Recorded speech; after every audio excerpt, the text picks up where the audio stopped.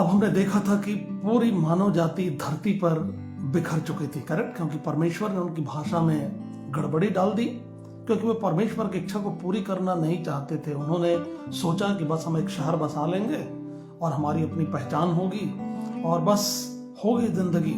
लेकिन परमेश्वर की इच्छा तो ऐसी नहीं थी ना। परमेश्वर ने मनुष्य को प्रॉमिस किया था, मनुष्य को उसने इसी उद्देश्य से बनाया था और आज्ञा दी थी कि फलो फूलो और पूरे पृथ्वी में भर जाओ, और इसलिए उस आज्ञा का पूरा होना जरूरी था। तो परमेश्वर ने उनकी भाषा में गड़बड़ी डाल दिया और पूरे धरती पर लोग फैल गए। ऐसा हमने बाइबल से उस वास्तविक सच्चाई को हमने देखा था उत्पत्ति की पुस्तक उसके अध्याय 11 में, करेक्ट। अब उसके बाद वंशावली बढ़ती है, फैलती है, करेक्ट। अब उसके बाद आज हम लोग अध्याय 12 में, ठीक है, एक अद्भुत और एक नए जो बाइबल का जो आधारभूत एक्चुअली छुटकारे के लिए जो परमेश्वर की योजना थी उसकी शुरुआत के विषय में हम लोग आज चिंतन करेंगे, ठीक है। उत्पत्ति की पुस्तक अध्याय 12 और पद 1 को मैं आपके लिए पढ़ूंगा, ध्यान से सुनिएगा। यहोवा ने अब्राम से कहा, अपने देश और अपने कुटुंबियों और अपने पिता के घर को छोड़कर उस देश में चला जा जो मैं तुझे दिखाऊंगा। I will read it again.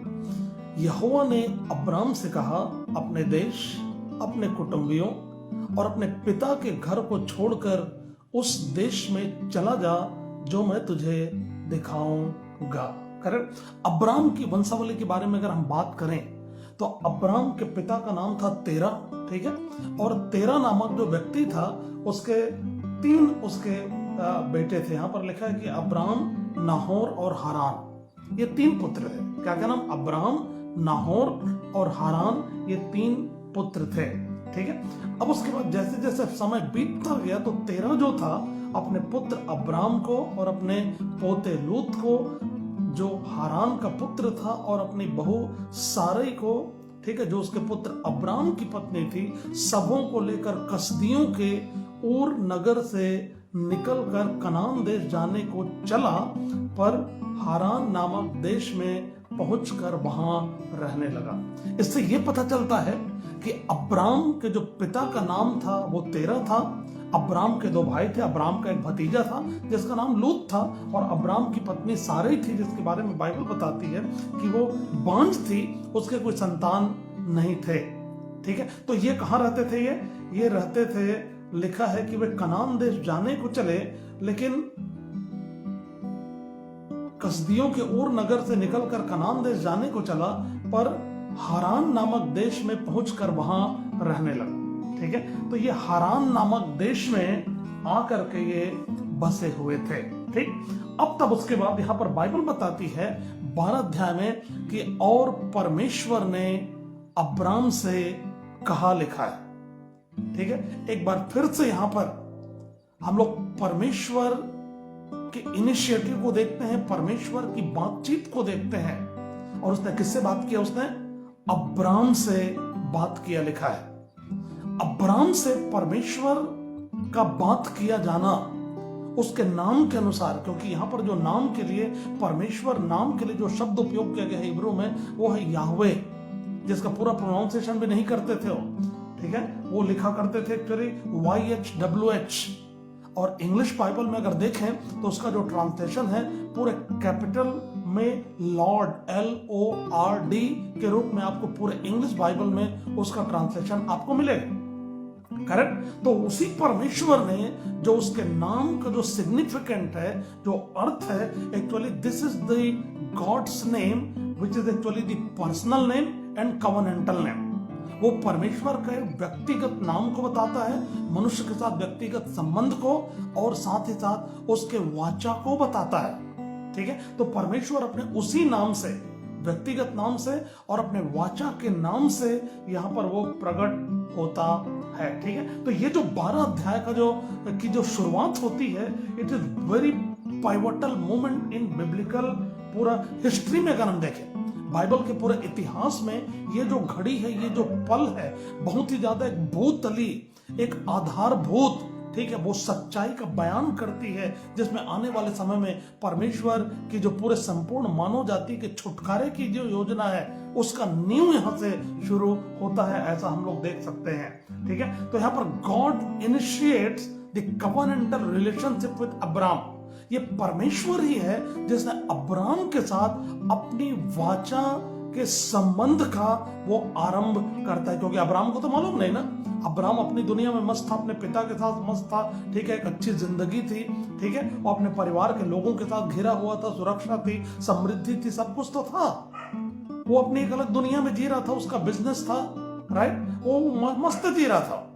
लेकिन परमेश्वर को अपनी योजना पूरी करने के लिए उसने अब्राहम को देखा और अब्राहम को उसने आवाज दी, उसने अब्राहम से उसने कहा। ठीक है, क्या कहा उसने, ये इंपॉर्टेंट है, इस पर आज हम लोग करेंगे। सुनिए क्या लिखा है।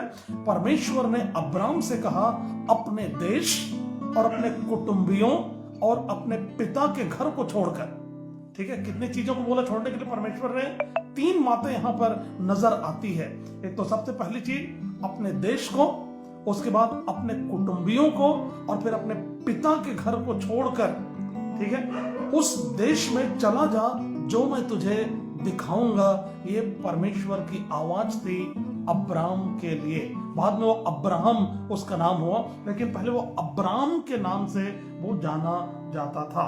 ठीक है, यदि हम इसकी बात करें यहां पर, तो ये जो कमांड है परमेश्वर के लीव योर कंट्री, और ये जो कंट्री जो था मेसोपोटामिया में, मेरे प्रियो मैं आपको बताना चाहूंगा कि ये कंट्री सिग्निफाई करता है एक्चुअली वहां पर क्या कहा जाए, जो पूरा बिजनेस, ठीक है, कॉमर्स का वो गढ़ था, ठीक है, कॉमर्स का वो गढ़ था वो, और साथ ही साथ वहां पर अगर हम बात करें तो सिविलाइजेशन बहुत अच्छा था वहां का।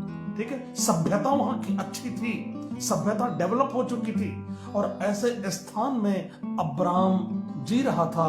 और परमेश्वर की आवाज अब्राहम को आती है कि अब्राहम, तो अपने देश को जिसमें तू रह रहा है, जिसमें तेरी जिंदगी कुशलता के साथ चल रही है, तो अपने देश को छोड़, बोलता है परमेश्वर।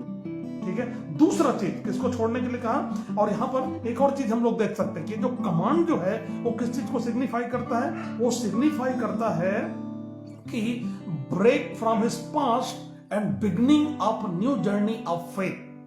अपने अतीत से नाता तोड़ करके विश्वास की एक नई यात्रा की शुरुआत। करेक्ट, अतीत से नाता तोड़ करके विश्वास की एक नई यात्रा की, ठीक है, अतीत की जो यात्रा थी, ठीक है, वहां से उसको छोड़ करके परमेश्वर एक नई यात्रा की शुरुआत के लिए अब्राहम को इनवाइट करता है, अब्राहम को परमेश्वर जो है बुलाता है। ठीक है, और ये इतना सरल नहीं होता है मेरे प्रियो, है ना। हम जानते हैं कि अगर एक इंसान अगर अच्छे से अगर बसा हुआ है, ठीक है, और बहुत ही अच्छा उसका सेटअप है सब चीज का, और अगर ऐसे में उसको कहा जाए कि तू छोड़ करके तू निकल जा, तो उस स्थान को छोड़ करके तू चला जा, तो ये तो सरल नहीं है ना, ये तो बहुत कठिन है। लेकिन अब्राहम के पास एक चुनाव था। क्या था अब्राहम के पास? एक चुनाव था। अब्राहम को चुनना था कि वो परमेश्वर की आवाज सुने कि किसकी आवाज सुने। ठीक है, तो कंट्री का छोड़ा जाना, और एक चीज हम लोग देख सकते हैं कि ये जो है एक डीपर स्पिरिचुअल जर्नी को बताता है, एक गहरी आत्मिक यात्रा को बताता है ना, जहां पर एक संसार के अटैचमेंट को छोड़ करके एक आत्मिक दुनिया में, जहां पर केवल परमेश्वर के साथ परमेश्वर की आवाज को सुनकर विश्वास की यात्रा है, उस यात्रा के आरंभ का यहाँ पर शुरुआत यहाँ पर दिखाई देता है, जो आपके और मेरे जीवन में ही अगर हम बात करें, अगर संसार में हम जी रहे हैं, सेटल हैं, लेकिन प्रभु जब बुलाता है हमको उसकी आत्मिक यात्रा में चलने के लिए, तो हमको भी संसार की गतिविधियां और संसार के साथ, संसार के लोगों के साथ जो हमारा लगाव है, उससे हमको अलग होकर के परमेश्वर एक गहरी आत्मिक यात्रा में वो बुलाहट देता है। ठीक है, और उसके बाद किसको छोड़ने के लिए कहा उसने? अपने कुटुंबियों को। तो कुटुंबी कौन थे मालूम है? कुटुंबी वेयर एक्चुअली किंड्रेड, इंग्लिश में उसको बोलते हैं किंड्रेड, जिसका मतलब ये होता है कि एक्सटेंडेड रिलेशनशिप।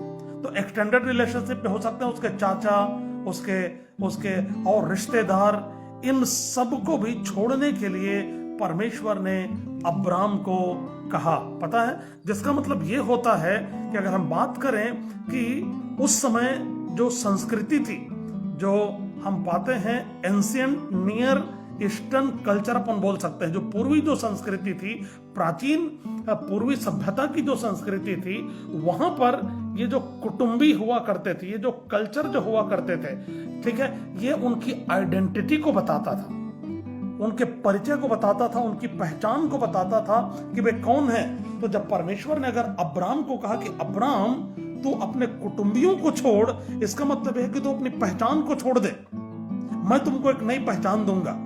ठीक है, परमेश्वर ने अब्राम को उसकी पहचान को छोड़ने के लिए उसने बुलाया था।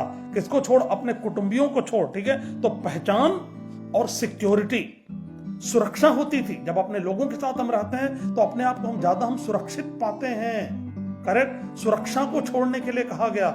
और सपोर्ट, एक सहायता, हर तरह से जो उसके जो कुटुंबी थे वो उसके साथ थे, ताकि उसको सपोर्ट मिले और उसको सहायता मिले और उसको हर कठिन और विपरीत परिस्थितियों में उसको सुरक्षा मिल सके। तो परमेश्वर ने जब उसको कहा कि अपने कुटुंबियों को छोड़, तो कुटुंबियों का छोड़ा जाना भी उसके पहचान को छोड़ना था और उसकी सुरक्षा को छोड़ना था और साथ ही साथ उसके सपोर्ट को भी छोड़ना था। मेरे प्रियो, ऐसा परमेश्वर ने उसको बुलाहट दिया था।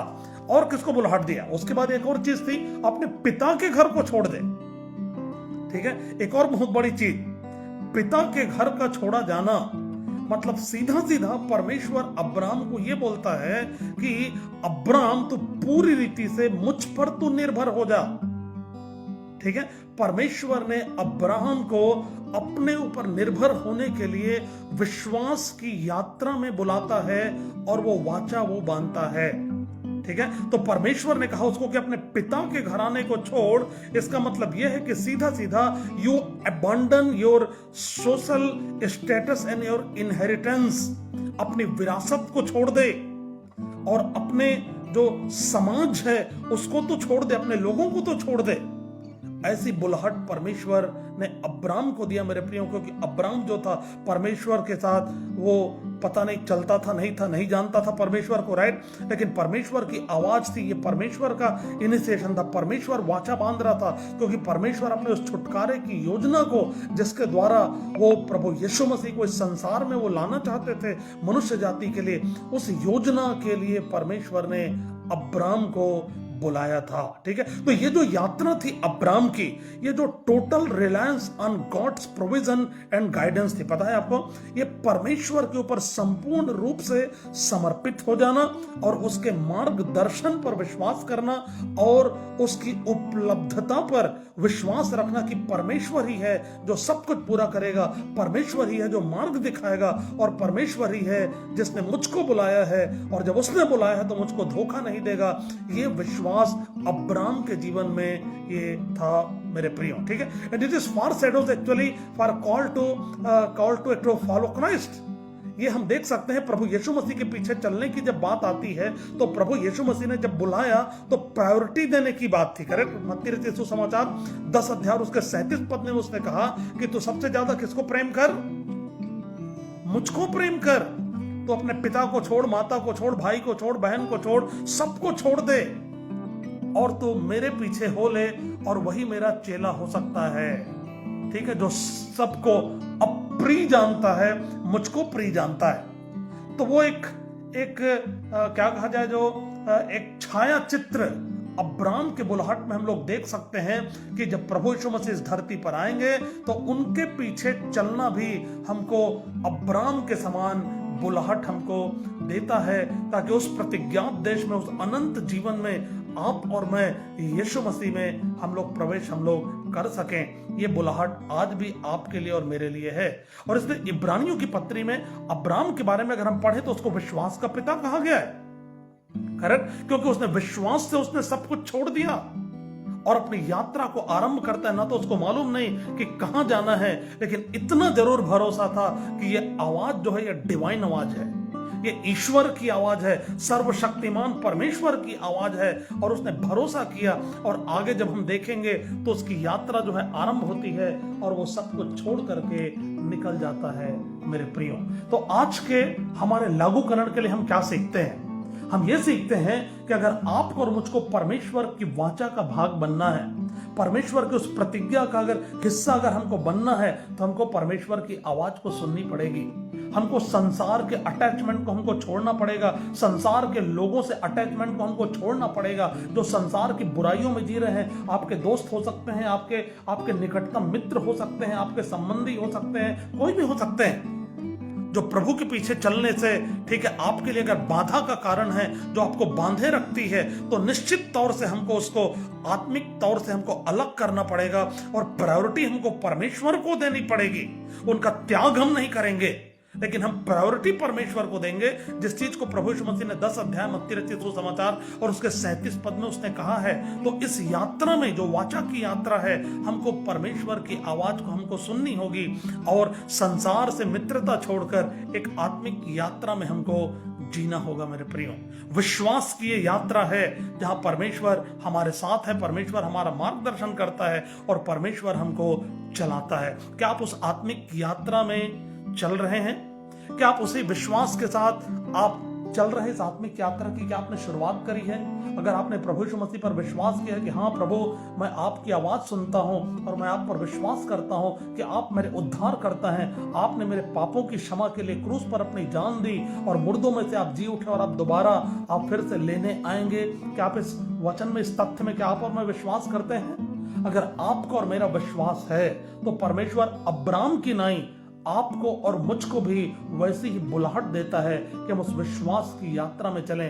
हो सकता है जिसमें हमको अपने देश को छोड़ना पड़े, हो सकता है हमारे प्रियों को छोड़ना पड़े और हो सकता है अपने कुटुंबियों को छोड़ना पड़े। इसका मतलब, छोड़ने का मतलब यह है प्राथमिकता की बात है कि हम प्राथमिकता क्या परमेश्वर को देते हैं या उन सारी चीजों को हम लोग देते हैं जहां से हमारी पहचान बनती है। ठीक है, तो अब्राम को जब परमेश्वर ने कहा कि तो अपने कुटुंबियों को छोड़ दे, इसका मतलब अपनी पहचान को तो छोड़, मैं तुझे एक नई पहचान दूंगा। करेक्ट? तो जो हम प्रभु के पीछे चलते हैं मेरे प्रियो, तो प्रभु आपको और मुझको एक नई पहचान तो देता है ना। राइट? आपको याद है यूहन्ना रचित सुसमाचार 1 अध्याय उसके 12 पद जहां पर लिखा है कि जितनों ने उस पर विश्वास किया उसने उन्हें परमेश्वर के संतान होने का अधिकार दे दिया। आपकी और मेरी पहचान भी तो बदल गई ना। करेक्ट? हम परमेश्वर के संतान बन जाते हैं। प्रभु यीशु मसीह ने कहा तुम जगत की ज्योति हो। अभी तक तुम अंधकार थे, पाप में थे, बुराइयों में जी रहे थे, लेकिन तुमने मेरी आवाज सुनी और मेरे पीछे चलने का फैसला किया। प्रभु ने हमको एक नई पहचान दी। प्रभु ने कहा तुम जगत की ज्योति हो। करेक्ट? 12 अध्याय में उसने कहा, 8 अध्याय 12 पद यूहन्ना रचित सुसमाचार में कि जगत की ज्योति मैं हूं, जो कोई मेरे पीछे हो लेगा वो कभी अंधकार में न चलेगा परंतु वह जीवन की ज्योति पाएगा। मेरे प्रियो, क्या हम प्रभु के पीछे पूरे समर्पण के साथ, क्या हम अपनी इस यात्रा को पूरी करना चाहते हैं? और ये यात्रा सरल नहीं है। इस यात्रा में कठिनाइयां होंगी, इस यात्रा में उतार चढ़ाव होंगे, आपको और मुझको संघर्ष से होकर के गुजरना पड़ेगा। लेकिन क्या फिर भी हम उस विश्वास के साथ अब्राम के समान क्या इस यात्रा में हम चलना चाहते हैं? अगर हम पूरे विश्वास से इस यात्रा में अगर हम चलेंगे तो मैं आपको यकीन दिलाना चाहता हूं कि वो परमेश्वर आपको कभी नहीं छोड़ेगा, कभी नहीं त्यागेगा। क्योंकि प्रभु ने कहा कि जगत के अंत तक मैं तुम्हारे साथ हूं, मैं तुम्हें कभी नहीं छोड़ूंगा और मैं तुम्हें कभी नहीं त्यागूंगा। मेरे प्रियो, आपके जीवन के हर उतार चढ़ाव में, हर संघर्ष के बीच में परमेश्वर आपके साथ है। तो आज के चिंतन के द्वारा परमेश्वर आपको और मुझको बहुतायत से आशीष दे और हमारी सहायता करे कि इस यात्रा को जैसे हमने आरंभ किया है, इस यात्रा को हम पूरी करें। क्योंकि प्रभु यीशु मसीह का आना निकट है और हम सब स्वर्ग में उठा लिए जाएंगे। अगर प्रभु को आने में देर भी हुई, अगर हम मर भी जाते हैं, तो आपको और मेरा विश्वास है कि हम जी उठेंगे और हम प्रभु के साथ सदा सर्वदा उसके राज्य में अनंत काल के लिए हम लोग जिएंगे। यही तो आपकी और मेरी बुलाहट है। परमेश्वर आप सबको बहुतायत से आशीष दे। आइए हम लोग एक प्रार्थना कर लें। पवित्र परमेश्वर पिता, हम आपको दिल से धन्यवाद करते हैं आज के सुंदर सुबह के लिए। आपके वचन पर मनन करने का आपने हमको मौका दिया, उसके लिए धन्यवाद परमेश्वर। हमारी सहायता कर प्रभु, ताकि इस यात्रा में, जो आत्मिक यात्रा है, जो प्रभु हम आपके साथ चल रहे हैं, आपकी आवाज को सुनकर हमारी सहायता करके निरंतर हम आपके पीछे चलें प्रभु, ताकि वो अनंत जीवन को प्रभु जी हम पा सकें। प्रभु जब आपका आगमन हो तो हम आपकी योग्य पाए जाएं और स्वर्ग में प्रभु हम उठा लिए जाएं। हमारी सहायता कर पिता। मैं दुआ करता हूं मेरे प्रियों के लिए परमेश्वर, हर एक को आशीषित कर परमेश्वर। यदि कोई बीमार है प्रभु, आप उन्हें चंगाई दे। कोई संघर्ष कर रहा है किसी भी तरह से प्रभु, उनके संघर्ष में आप उनके साथ खड़े होकर के विजय पाने के लिए आप उनकी मदद करें, और आपके आत्मिकता और पवित्रता की राह में चलने के लिए आप उनकी सहायता करें। धन्यवाद के साथ प्रार्थना त्रिएक परमेश्वर, पिता, पुत्र, पवित्र आत्मा के नाम से मांगते हैं, आमीन।